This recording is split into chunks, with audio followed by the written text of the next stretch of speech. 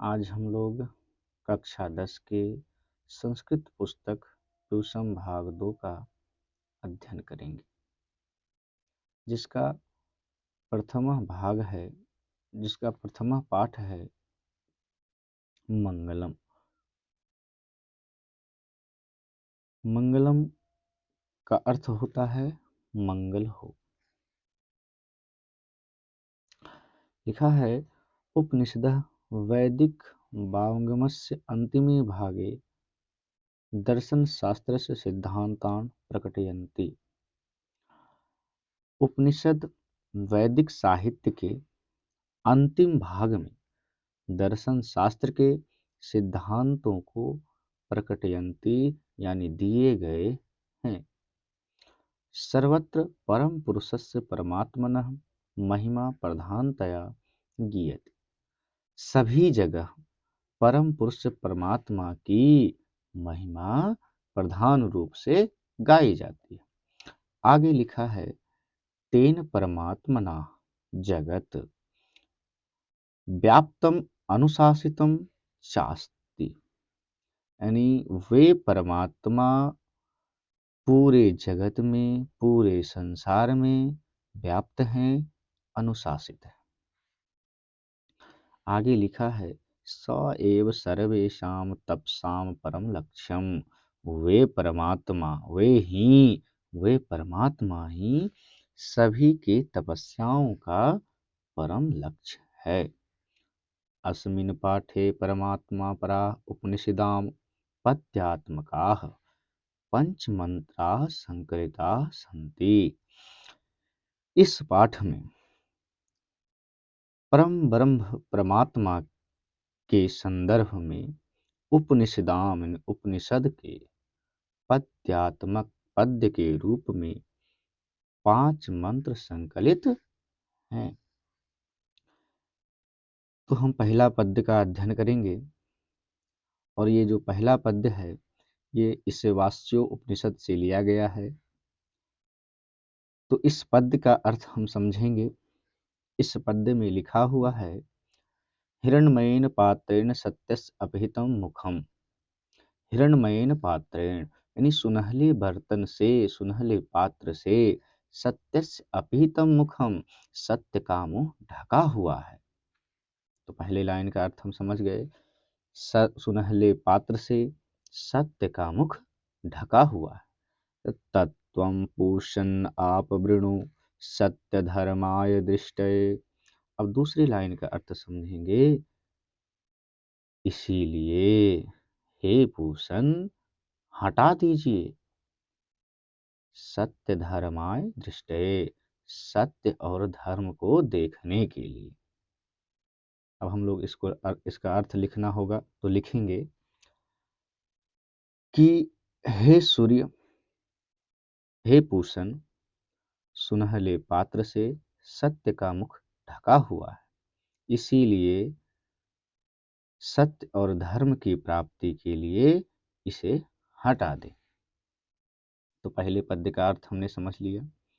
अब हम दूसरे पद्य का अर्थ समझेंगे, और ये जो दूसरा पद्य है यह कठोपनिषद से लिया गया है। इस पाठ में जितने भी श्लोक दिए गए हैं, जितने भी पद्य दिए गए हैं, सारे पद्य किसी न किसी उपनिषद से लिए गए हैं। तो दूसरा पद्य जो है यह कठोपनिषद से लिया गया है। दूसरा पद्य कह रहा है अनोर अणियान महतो महियान। अनोर अणियान का अर्थ होता है सूक्ष्म से भी सूक्ष्म। महतो महियान इसका अर्थ होता है बड़ा से भी बड़ा। आत्मस्य जंतो निहितो गुहायाम। आत्मा, अब इसका अर्थ समझेंगे हम। बड़ा से सूक्ष्म से भी सूक्ष्म और बड़ा से भी बड़ा यह आत्मा है। यह जंतु के हृदय रूपी गुफा में निहित है। आगे लिखा है तम क्रतु पश्यति भीतशोको। उसको क्रतु का अर्थ होता है तीक्ष्ण बुद्धि वाले। उसको तीक्ष्ण बुद्धि वाले लोग देख लेते, वीत शोको और शोक रहित हो जाते। है ना। आगे लिखा है धातु प्रसादात महिमान आत्मनः। अब इसका अर्थ हो जाएगा अपने विद्या के प्रभाव से आत्मा की महिमा को। अब हम इस पूरे पद का अर्थ अगर हमको लिखना होगा तो हम लिखेंगे सूक्ष्म से भी सूक्ष्म और बड़ा से भी बड़ा जीवों के हृदय रूपी गुफा में यह आत्मा निहित है ना। तीक्ष्ण बुद्धि वाले अपने विद्या के प्रभाव से आत्मा के महिमा को देख लेते हैं और शोक रहित हो जाते हैं। क्या हो जाते हैं? शोक रहित हो जाते हैं। अब हम लोग इस पद्य का अर्थ समझ गए। अब हम लोग अगले पद्य को देखेंगे और यह जो अगला पद है, तीसरा पद, यह मुंडकोपनिषद से लिया गया है। अब यह पद्य जो है क्या कहता है, तो हम इस पद्य को समझेंगे।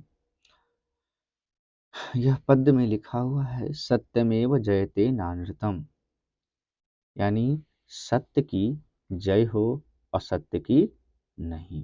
यह पद्य में लिखा है सत्यमेव जयते नानृतम, यानी सत्य की जय हो, असत्य की नहीं। सत्येन पंथाः विततो देवयानः, सत्य के मार्ग पर ही देवता के यान चलते हैं, देवता के सवारी चलते हैं।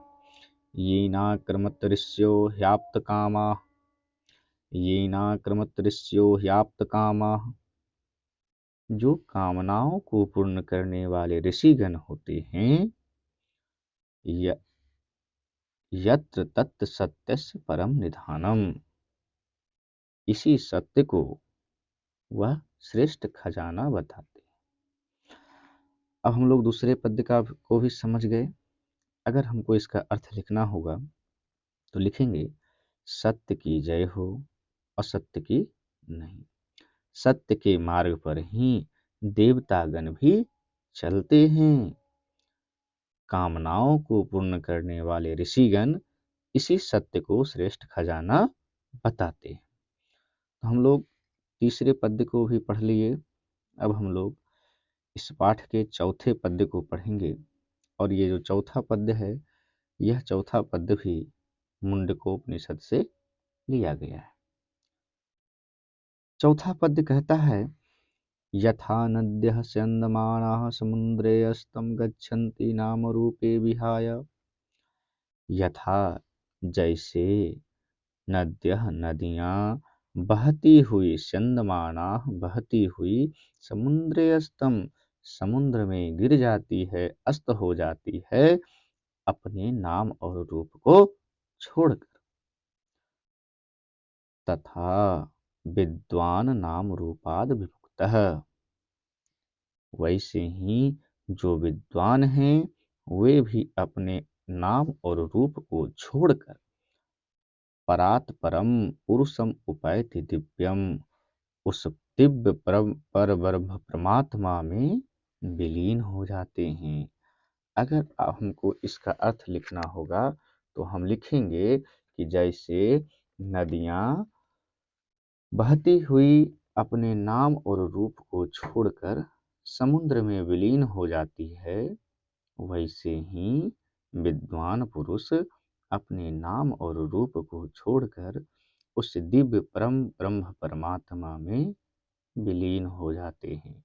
तो चौथे पद्य का अर्थ हमने समझ लिया।